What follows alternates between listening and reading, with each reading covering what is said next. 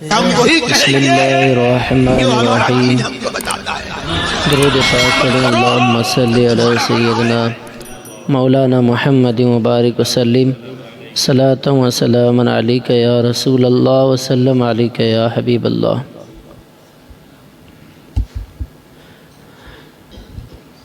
حضور علیہ السلام کے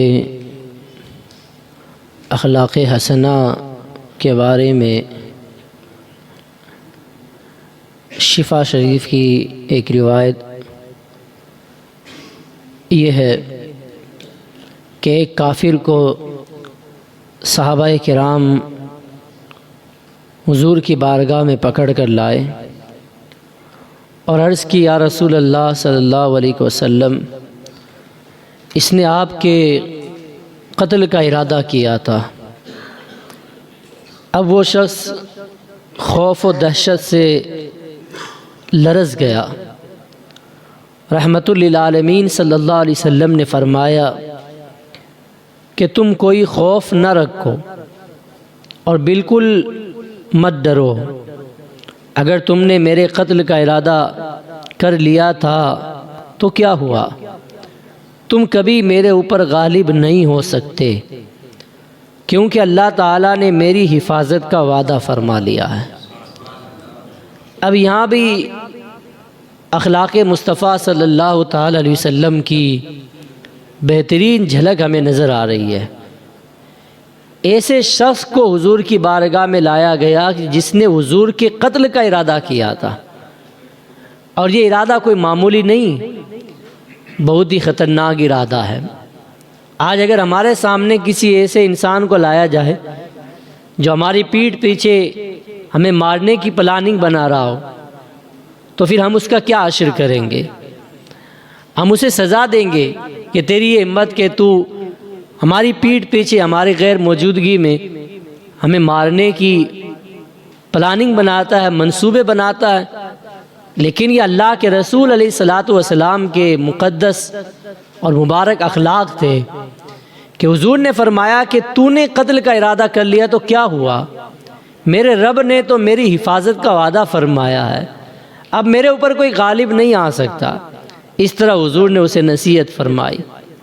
اس طرح کے نبی رحمت صلی اللہ علیہ وسلم کی حیات طیبہ میں ہزاروں واقعات آپ کو مل جائیں گے جن سے پتہ چلتا ہے کہ حلم و عفو یعنی ایذاؤں کا برداشت کرنا اور مجرموں کو قدرت ہونے کے باوجود بغیر انتقام کے چھوڑ دینا اور معاف کر دینا، یہ حضور علیہ السلام کی عادت کریمہ ہے، اور یہ آپ کے اخلاق حسنہ کا وہ عظیم شاہکار ہے جو ساری دنیا میں جس کی کوئی مثال نہیں ملتی۔ آپ دیکھیں کہ حضور کی بارگاہ میں بڑے بڑے مجرموں کو لایا جاتا تھا، حضور کے جان کے دشمن کو، حضور کی مقدس اولاد کے دشمن کو، حضور کے صحابہ کے دشمنوں کو لایا جاتا تھا، لیکن حضور علیہ الصلاۃ والسلام نے اللہ کی رضا کے لیے انہیں معاف کیا، اور جب حضور انہیں معاف کرتے تھے تو وہ اسلام قبول کر کے مسلمان ہو جاتے تھے۔ اس طرح کے اخلاق اور اخلاق طیبہ کے اس طرح کے ہزاروں واقعات ہمیں حضور کی سیرت مبارکہ میں ملتے ہیں، اور کوئی اس میں یہ اعتراض نہیں کر سکتا کہ حضور کو معاذ اللہ قدرت نہیں تھی بدلہ لینے کی۔ بدلہ لینے کی قدرت ہونے کے باوجود معاف کرنا، یہی تو کمال ہے۔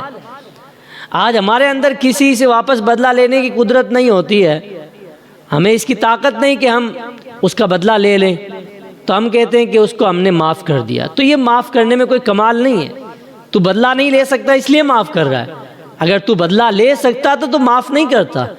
لیکن حضور علیہ الصلاۃ والسلام نے جن مجرموں کو معاف کیا تھا، میرے آقا علیہ الصلاۃ والسلام ان سے بدلہ لے سکتے تھے، انتقام لے سکتے تھے، واپس انہیں سزا دے سکتے تھے۔ انتقام اور بدلہ لینے کی طاقت ہونے کے باوجود حضور نے انہیں معاف کیا، یہی حضور علیہ السلام کا معجزہ ہے، یہی حضور علیہ الصلاۃ والسلام کا کمال ہے۔ ورنہ بڑے آدمی کو معاف کرنا تو کوئی کمال کی بات نہیں ہے، اپنے چھوٹوں کو معاف کر دینا کمال اس میں ہے، یہ کمال کی بات ہوتی ہے۔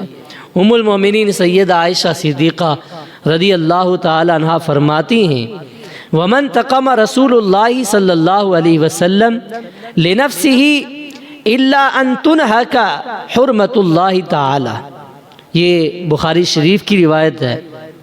فرماتے ہیں کہ اپنی ذات کے لیے کبھی بھی رسول اللہ صلی اللہ علیہ وسلم نے کسی سے انتقام اور بدلہ نہیں لیا.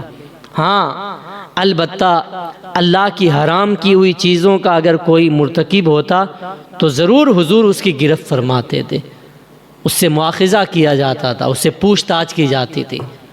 اللہ کی حرام کردہ چیزوں کو حلال کرنے کی کوشش کرنا، حرام کردہ چیزوں میں پڑ جانا، گناہ کا ارتکاب کر لینا، ایسے لوگوں کی گرفت تو شریعت نے فرمائی ہے، اور حضور علیہ السلام بھی ایسے لوگوں کی گرفت فرماتے تھے. لیکن جس نے حضور کی ذات کو نقصان پہنچایا، حضور کی ذات سے جس نے دشمنی رکھی اور حضور کو مارنے یا قتل کرنے کا ارادہ کیا یا حضور کو تکلیف دینے کا ارادہ کیا، اسے حضور علیہ الصلوۃ والسلام نے کچھ بھی نہیں کہا، اسے درگزر فرمایا، اسے معاف کیا. اپنی ذات کے لیے جو بندہ لوگوں کو معاف کر دیتا ہے وہی جو ہے سیرت رسول اکرم صلی اللہ علیہ وسلم پر عمل کرنے والا ہے. ہاں جہاں شریعت کی بات آتی ہے کہ شریعت اسے جو ہے منظور نہیں کرتی تو میں بھی منظور نہیں کرتا، شریعت اس کے لیے یہ حکم دیتی ہے تو میں بھی اس کے لیے یہ حکم دیتا ہوں. شریعت کہتی ہے کہ اس سے بدلہ لینا چاہیے تو اس سے بدلہ لینا یہ تو ٹھیک ہے. جہاں شریعت اجازت دیتی ہے وہاں ہمیں شریعت کا حکم ماننا چاہیے اور شریعت کے مطابق چلنا چاہیے. لیکن اگر ہمیں جو ہے کوئی ذات کا مسئلہ ہوتا ہے، اپنی ذات کا مسئلہ، تو وہاں ہمیں لوگوں کو معاف کر دینا چاہیے. اللہ تعالی ہم سب کو عمل کی توفیق عطا فرمائے. بسم اللہ الرحمن الرحیم.